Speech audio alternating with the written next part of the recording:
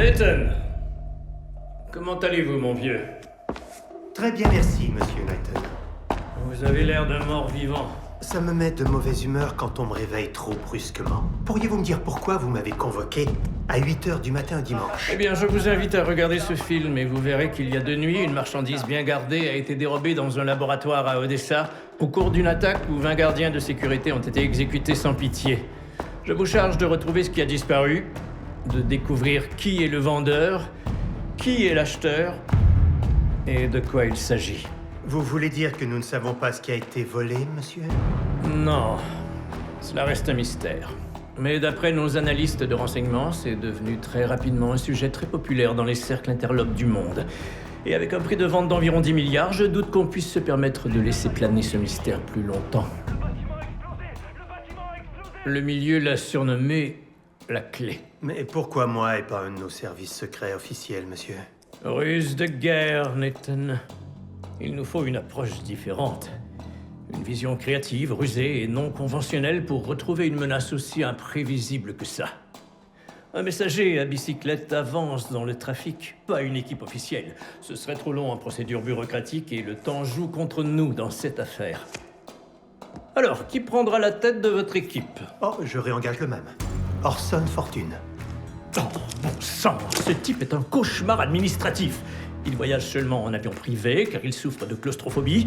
Il faut le soulager avec les meilleurs crus classés pour cause d'agoraphobie. Puis il doit aller se ressourcer aux Maldives pour soigner sa peur du temps gris. Je comprends, monsieur, mais quand vous avez coupé ses dépenses et tenté de le faire interner, ça a été une véritable catastrophe. Parce qu'il sait exploiter les failles de tous les systèmes existants. Voilà pourquoi il est le meilleur messager à vélo qu'on puisse trouver. Où est-il? C'est amusant que vous posiez cette question. Il est justement en séjour de ressourcement. Oui, c'est à vos frais, monsieur, mais ne vous inquiétez pas, il reviendra sans problème. Qu'est-ce que tu fous ici, Nathan? Est-ce que tout va bien, Orson? Pas vraiment. J'étais en train de me reposer tranquillement. Et toi, tu devais être à 6000 km dans cette direction. C'est plutôt 4500 km dans cette direction, mais peu importe. Je peux entrer? Non, tu peux foutre le camp. Tu ne me demandes pas ce qui m'amène? Je veux pas le savoir, parce que tu vas t'en aller. Je ne serais pas là si ce n'était pas grave. J'en ai rien à foutre que ce soit grave. J'ai besoin de vacances et j'ai pas envie de travailler en ce moment. Il y a un prix à payer quand on possède un talent aussi unique et aussi fascinant que le tien. Et surtout, ne le prends pas mal, mais en tant qu'agent privé, tu es grassement payé par le gouvernement. Je vais ignorer cette apparition. Je parle à un espace vide. Va-t'en, j'ai un rendez-vous avec ma petite amie. Au bar. Ah oui. Au sujet de ta petite amie, il semble que tu ne sois pas son seul partenaire. Mais on la renverra au pays en première classe. Alors comme ça, tu m'espionnes, Nathan. Oui, et j'en suis désolé. Mais une marchandise dangereuse vient d'être volée. Très dangereuse. Première page du dossier B. C'est la liste des criminels qui ont manifesté de l'intérêt pour l'achat de cette marchandise. On ignore ce qui a été volé. C'est un mystère qu'il te faudra élucider. Mais il faut empêcher que cette chose soit vendue à un groupe mafieux. Le danger est imminent. Quelle imminence. Éminemment imminent. À peine déployé, il faudra que tu sois opérationnel au plus vite. L'avion est prêt. Boeing privé, dernier modèle. Et tous tes médicaments que tu demandes. 82, 96 et 2004. Médite là-dessus. Et rendez-vous dans 2 minutes. D'accord, Orson prendra donc la tête de votre équipe. Ferez-vous appel à John le Geek des transmissions? Hélas, non, monsieur. N'est-ce pas lui le meilleur? C'est sûrement le meilleur, mais c'est aussi un serpent hypocrite qui nous a fait un très sale coup en rejoignant l'équipe de Mike le Crochet. Ah, Mike, l'éternel compétiteur. À ce sujet, j'espère que dans cette mission, nous ne sommes pas en compétition avec son équipe pour la même chose. Il y a plus d'un service secret au gouvernement, vous le savez bien. Mike est chargé d'une autre mission. Très bien, monsieur. Bonjour, Lucinda. Monsieur. Oh, je commençais à m'inquiéter. J'ai dû me changer. Ah bon? Capitaine, vous pouvez faire chauffer les moteurs. C'est pas le 82, ça? Oui, il se boit très bien. C'est un de mes médicaments qui est dans ton verre. Oui. Tu avais soif. Tu bois encore tout seul? Rien de surprenant avec ça.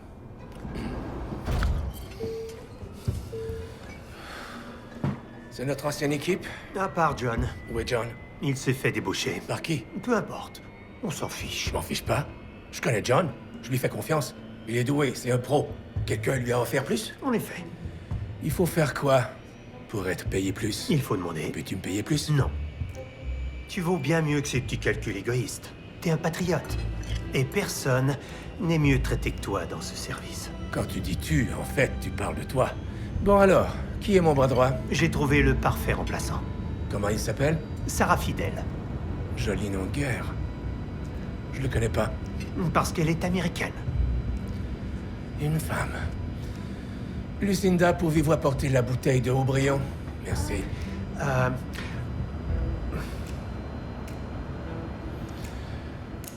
Je vais me servir une bière. J'ai trouvé quelqu'un de formidable pour remplacer John le Geek. Une américaine bien plus polyvalente et créative. Sarah Fidel. Elle ne travaillait pas avec Mike? Mike, dans sa grande bonté légendaire, l'a abandonnée seule à Beyrouth où je l'ai embauché immédiatement. D'autres coéquipiers? Oui, ce jeune homme-là, J.J. Davis, il a tous les talents. Expert en transmission, informaticien, tireur, chauffeur, rappeur, frappeur et j'en passe. Ce sont deux éléments intuitifs et complets. De parfaits couteaux suisses.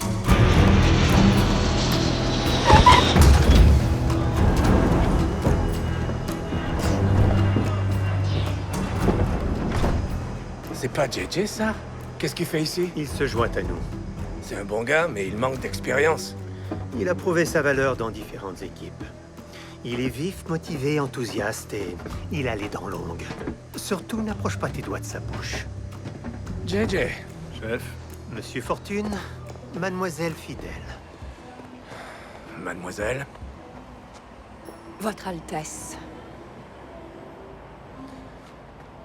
Il paraît que t'es le nouveau geek. Au féminin, on dit geekette, mais faut pas confondre avec kikette. J'en ai bien une paire, moi aussi, sauf qu'elle est plus grosse. John n'avait pas une grande gueule. Je préfère John. Appelle-la John si ça rend les choses plus supportables. Il était très fiable. Pas vraiment fiable. Il s'est fait débaucher par mon ancienne équipe. Ton ancienne équipe.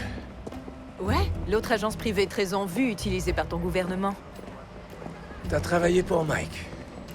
Mike, notre compétiteur, Mike? Tu n'aimes peut-être pas Mike, mais Mike est doué. Qu'est-ce qu'on a? On a un livreur, débarquant d'un vol avec un disque dur. Il faut surveiller cet homme et voir à qui il va l'apporter. Pendant ce temps, je surveille, je t'envoie des infos précises, je mixe de la bonne musique, je contrôle les tourne-disques et toi la piste de danse. T'aimes danser? J'aimais John. On lui enverra un bouquet de fleurs de ta part si tu veux.